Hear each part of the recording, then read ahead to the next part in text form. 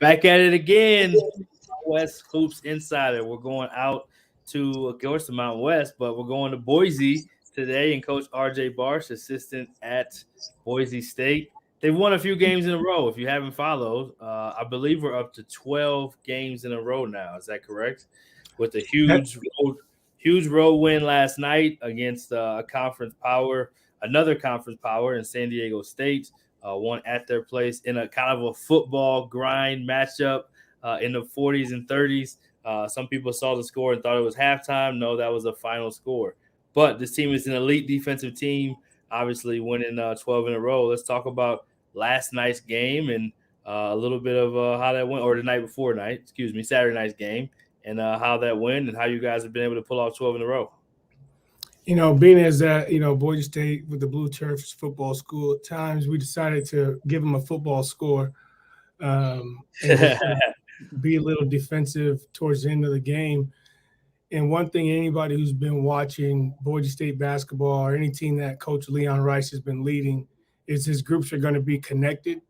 They're going to play hard. I would say in my time here, this is the most connected any group that I've been associated with when it comes to the level of allowing others to have success around you and you have joy from that.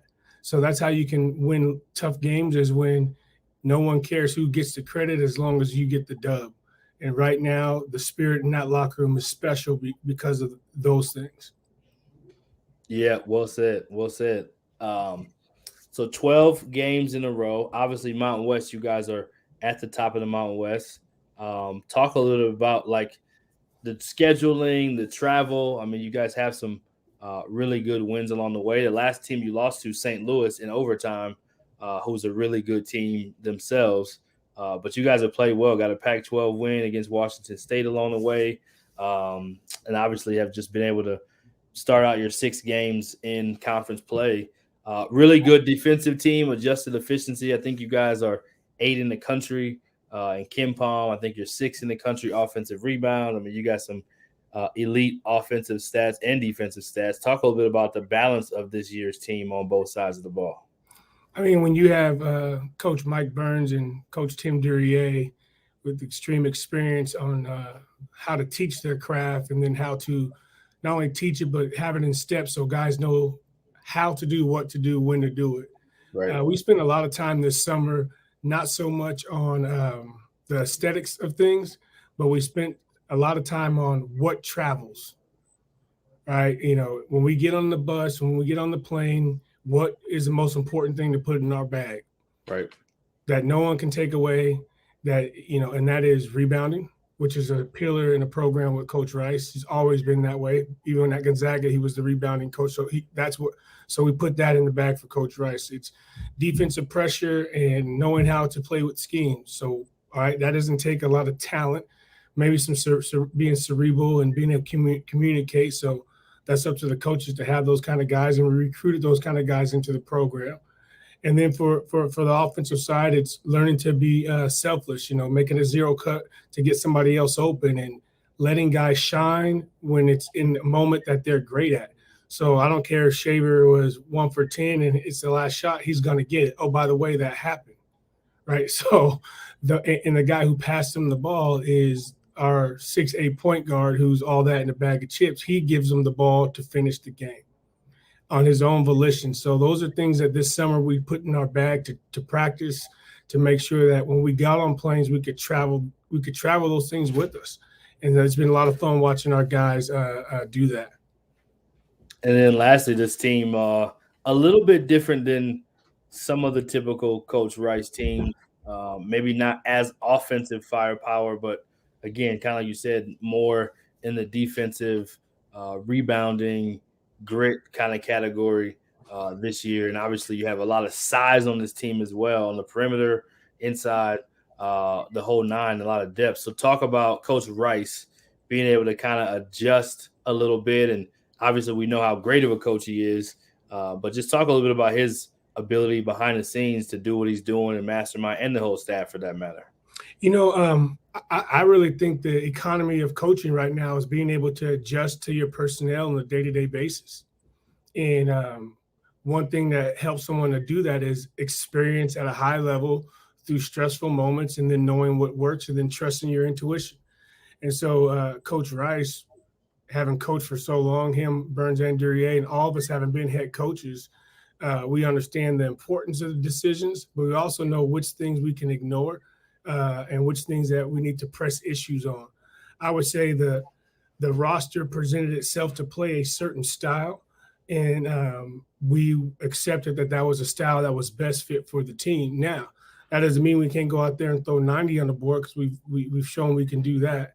But it also means that we know how we're going to win the game that's close, and how ugly it's going to look to most, and how beautiful it looks to us. So we're gonna paint it in how we want it, and that's what Coach Rice always says to our team. So what? Now what? If they want to run and we have the guys to run, so what? Now what? That means maybe a certain guy, your rotational minutes are a little lower because of the scout.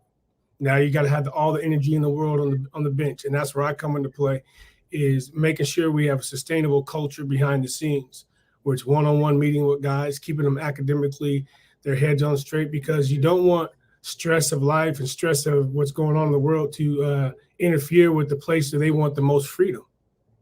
And so we try to set up so many small systems, so many small check-ins with Coach Moats, that by the time they get to the gym, they feel like they are where their feet are. They walk in the gym and they can actually be there and enjoy it. And that's one thing we've noticed in just watching games and scouting games, that our guys seem to be smiling. And it was before the 12-game run. I mean, it was before. There was belief that these guys worked on, and they believed through the drama, and they continue to believe.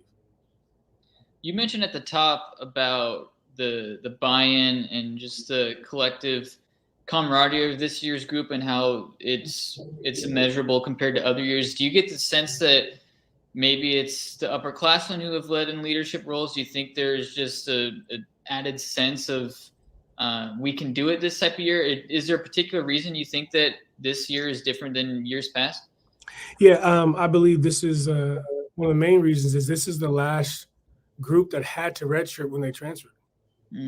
So we have guys who are mature and then redshirt at an age of maturity so they can learn different. And so having those guys, that's just a little level of understanding that they wouldn't access at 18 in redshirt. So I think that has something to do with it. Second thing is, I believe these guys understand the limitations of their game, and that they need each other to be successful. Because we've had some phenomenal individual talents go in and out of our gym, and we have some on this team.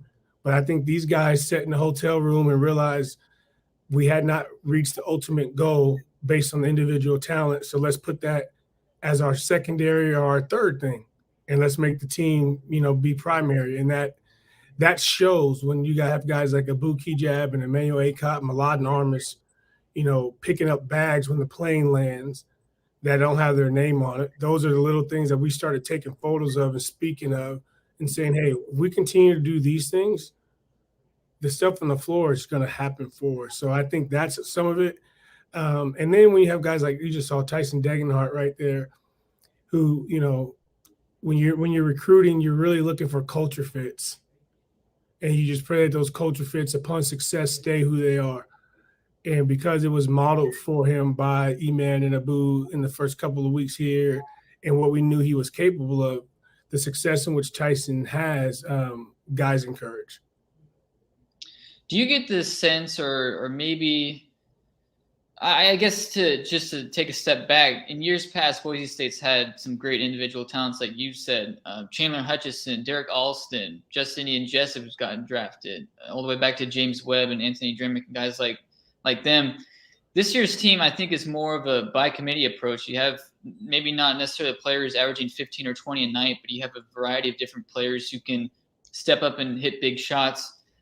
I think a lot of the questions heading into the season were about how does Boise State make up for the loss of Derek Alston? How do they recover for some of these losses? Do you get the sense with this year's team that it's more of a by committee approach, and maybe there's more versatility with this year's team, just based on different guys who can play different roles and step up in different moments? Yeah, I believe that is very evident. One of the things we did this summer, Eli, was we talked about we're not going to have a leader.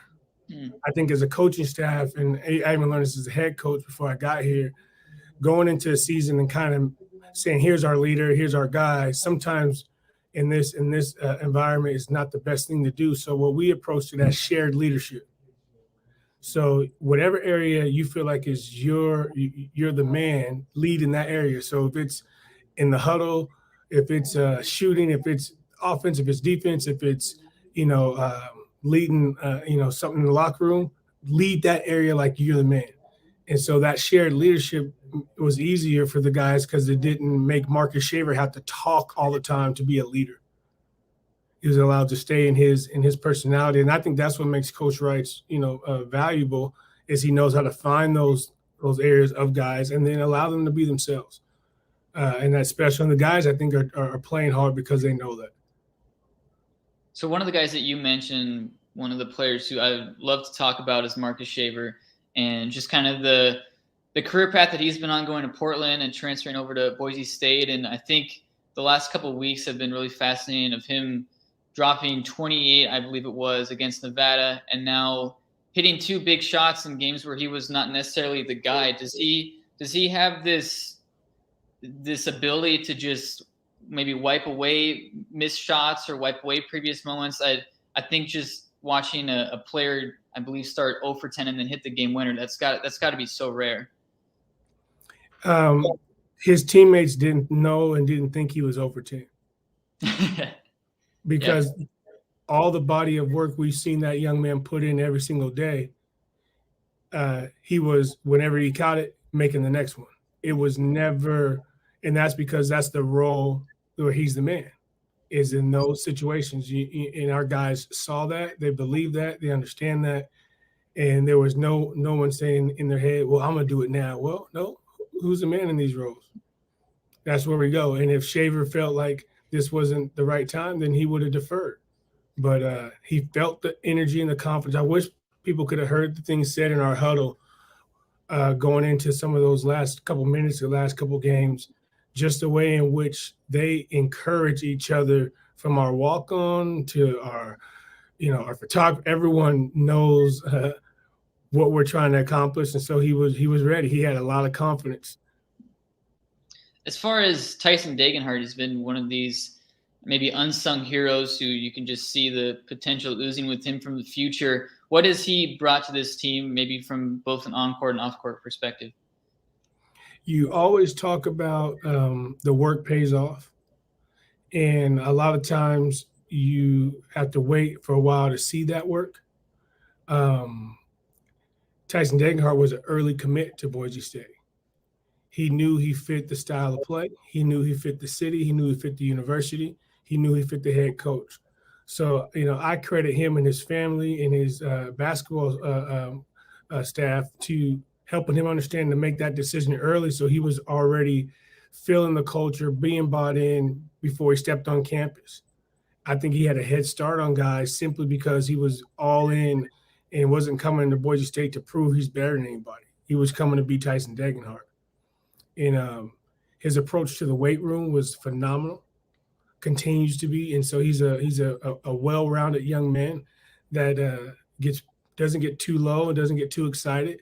But he knows how to score and he knows how to play the game. He's a vet. He's a 6-year senior that's a freshman. As far as Saturday's game, going to Viejas, which is traditionally one of the toughest venues to play in this conference, especially after knocking off Colorado State, being in this sort of extremely defensive-oriented game, what is that like as a coach to be leading your guys in a game that's decided 42-37? What is the approach there, and what is that like coaching when the shots just aren't falling for either team? We just remind them of our identity. We remind them, hey, we're going to be in the stands and we're going to get another opportunity. And if we don't, we're going to rebound that ball and get another opportunity. So as long as we stay true to our identity, we will be okay when the buzzer goes off. Don't go away from our identity. Don't freestyle in this moment and try to be something that we're not. be us. And so we'll use certain words and phrases amongst each other that remind us, okay, right here, right now, let's go. And then we walk out of the huddle we will sprint to the huddles, but once we get out of the huddle, it's a slow walk, a trot, a huddle, and then we reset ourselves to go win the next possession. What do you think is different from this year's team compared to last year's team, now being one of the top 10 defenses in the entire country? Is there something that's different about this year's group? Is there more buy-in on that end, or has the coaching staff has a different approach, something like that? It's not more buy-in. Every team that I've been associated with here has had the guys in the roster wanting to play the right way, expressing the intensity to the plan. A lot of times, though, it comes down to, who you play, when you play them, the level of player that you have, the rotations you have. And this year we're much bigger than we've been, and we're pretty long, and we know we can do certain things. I think one thing the staff did do different is in this summer we really stressed, organizing your life outside of basketball so you can be present when we play. And then we organized our summer, making it defensive. We are a heavily offensive-minded team in the past, and we still are, but we started with the defensive approach.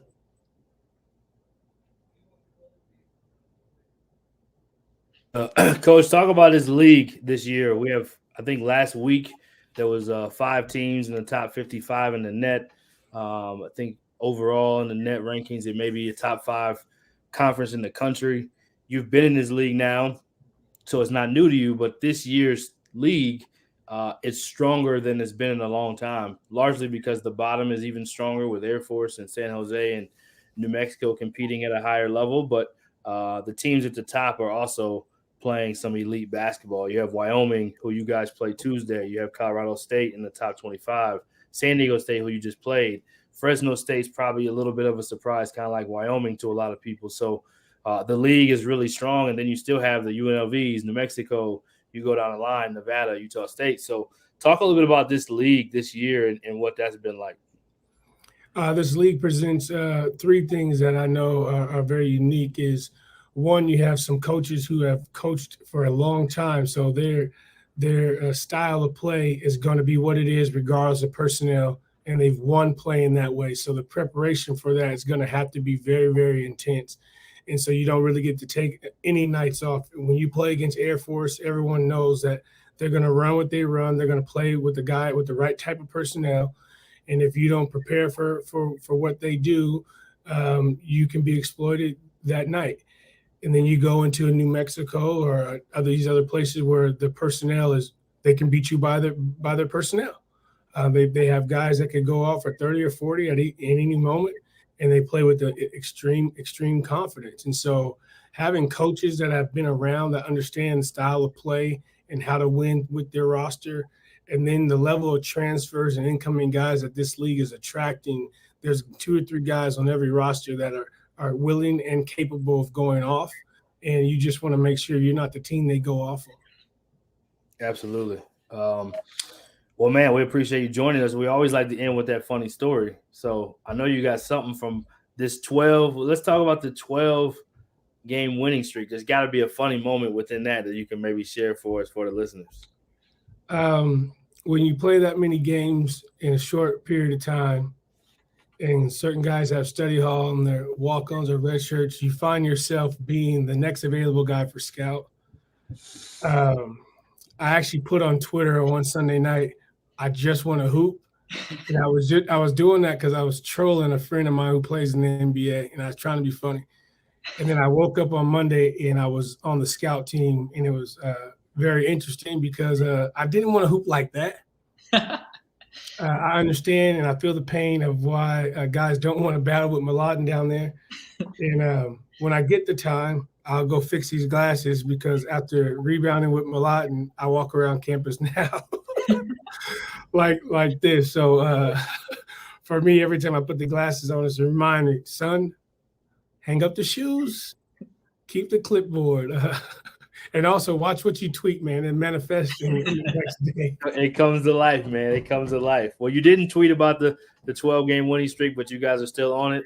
Who knows when that streak ends? I guess the last question I should say is like, what any thoughts on the matchup tomorrow, and then just playing game after game after game. It's nice to be home, but you guys have played a ton of games with this makeup schedule too, to just grind it out almost on the NBA schedule. Yeah, about the matchup tomorrow. For us, we get to trust our prep, trust our how we're going to attack them, understand that they're going to attack us in unique ways, and then when the lights come on, the things in which we carry our identity, rebounding, defense, communication, and energy, those are things we know we can bring at a high level on our home floor. And so looking forward to an opportunity just to play basketball, because we didn't have a lot of those last year. They were kind of hijacked from it. So anytime we get a chance to play, as soon as I see the stripes run in, I get a big smile because I know we actually going to play today. Right. And then the game starts and I grill at them, but they always get that smile to start. So tomorrow's game is going to be a fun atmosphere. Great being back in Extra Mile Arena with our fans and just being in Boise. No doubt. Well, we appreciate it. Tell the staff we said hello. Coach Burns, Coach RJAY, Coach Rice. Tell everybody we said hello and best of luck and keep up the great work. You guys have been balling out of control, and we wanted to make sure we got a little spotlight in the Mountain West on you guys, man. I appreciate it. Thank you for everything you guys do to promote the game of basketball for us. Yep, absolutely, man. You, all right, another great guest, RJ in the building. Got to switch my man Eli to the hot seat and give you a breakdown on Boise State in this squad.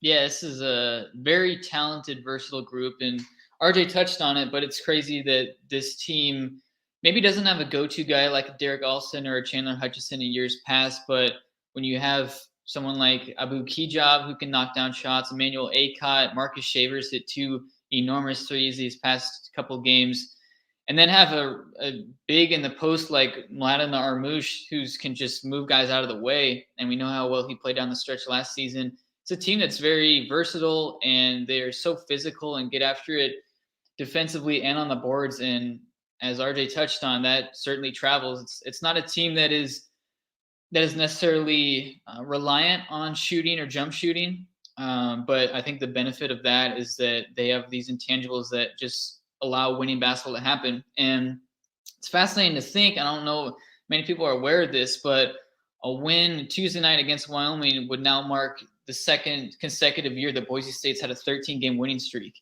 And with last year being a shortened schedule, and this year with all the games that Boise State's had to play on the road during this stretch and an improved Mountain West, that is a massive, massive feat if they're able to pull this thing off. And this is going to enter the stretch run where things really get challenging. I think these next 4 games are winnable: Wyoming, Fresno State, San Jose State, and UNLV. And then it starts to rev up a little bit. But Boise State's answered the call a number of times. They rebound the basketball extremely well. They've got top 10 defense as by efficiency standards in the country, and those types of things they travel pretty darn well. So Boise State's a team to watch. I don't think a lot of folks expected that the Broncos would be in this position given the loss of Derek Olsen in the offseason, but they're right there. They're in the thick of things, and they've certainly entered the conversation that Colorado State started, San Diego State joined, and now Boise State is right there at the top with them as well. Yeah, and we will break down more on the Mountain West tomorrow or here coming this week on our full episode. We'll be able to talk more about that. Excited for this league is one of the best in the country. We love to be able to talk about the topics. Boise State proving that they are able to go on the road and get a win. Like he said, they're putting in the bag what travels, and it's definitely traveling. And that win is the national win that they probably wanted and needed. Yeah. Maybe not wanted in a sense of like they didn't need it for themselves to be validated, but I think for the rest of the world to see like, sure, all right, we're for real. You know what I mean? We're not just going on another streak. We're really here to find a way to get into this NCAA tournament this year. And I think this team, with the way they defend, they're going to give themselves every chance to. So tomorrow night, if you're not watching, some fireworks happen in Boise, Idaho, between Wyoming, who is the top net-rated team in this conference, playing against basically 2 first-place teams. One is 6-0, the other one that doesn't have quite 6 wins, but still undefeated in conference. I think they're 4 or 5-0. Will be a great game. 2 great defenses, 2 great coaches. Coach Linder used to work as an associate coach for Coach Rice, so there's a lot of that fabric that's the same. The difference to me in just personnel-wise and style of play, Wyoming does shoot the ball better from 3, and they do have 2 enormous all-conference first-team level players. So it'll be interesting to see, but this defense is as good as anyone in the country. Their rebounding is as good as anyone, and they still can score when they need to. So stay tuned, and we'll be back soon. Thanks.